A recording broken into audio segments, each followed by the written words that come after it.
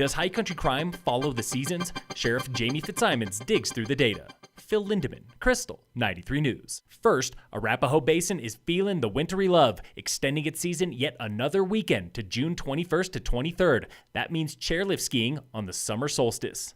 A Basin is open all this week with service Friday through Sunday after that. They picked up 4 inches last night for 3 feet of snow this month. If you're wondering, A Basin's longest season in history was 1995 when it closed on August 10th. Last time it was open through July 4th was 2011. Officials make that decision in June.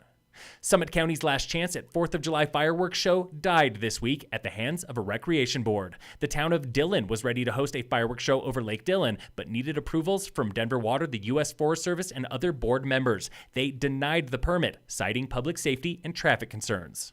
Earlier this year, Breckenridge and Frisco canceled their fireworks shows to proactively combat wildfire. Plans for a replacement laser or drone show in Breck were also shut down.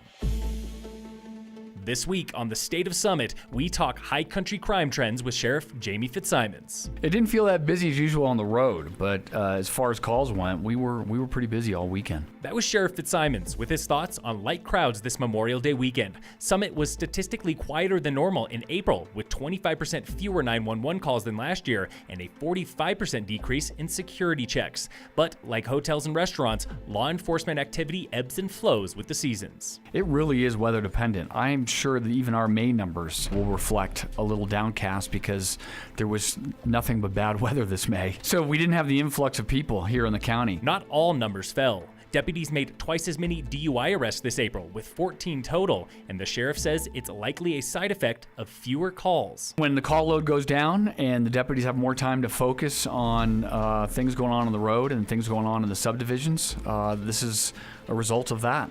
They're catching more people. Looking ahead, the sheriff expects activity to ramp up in late June for the thick of summer, July and August, when an old truism doesn't exactly ring true anymore. There used to be a saying at the Summit County Detention Facility of come on vacation, leave on probation. I would tell you, and people often hear me say in the community, that's not so much the case anymore. So who then is spending time in county jail these days? Brothers, sisters, aunts, uncles, family members, friends, spouses of people here in the community. By the end of the year, the sheriff expects a quiet April to even out for annual stats. The opposite happens when we start getting busy again and pull out of these seasons, that these now numbers start to skyrocket and they make up for that deficit that we experience. Tune in again next Wednesday when we sit down with Frisco Town Manager Nancy Carey for the State of Summit on Krystal 93.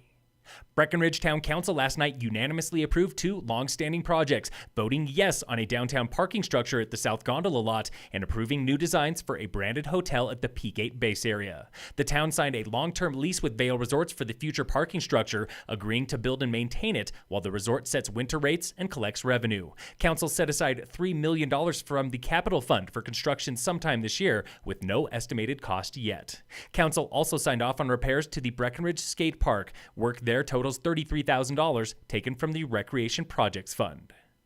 In sports, the Rockies played the Diamondbacks tonight at 6:40, and Boston plays St. Louis in Game 2 of the Stanley Cup Final. Boston has the series lead 1-0. Puck drop is 6 p.m. And in local sports, brought to you by Wilderness Sports in Dillon, the penultimate races of the Vail Whitewater Series went down yesterday on Gore Creek, where Rob Prechtel and Jeremiah Williams won the raft race. Derek Dreyer took the kayak title, Rita Boychuk won the women's sup race, and Jeremiah Williams won a second event with the men's sup title. Final races of the series are next Tuesday, June 4th. Phil Lindeman, Krystal, 93 News.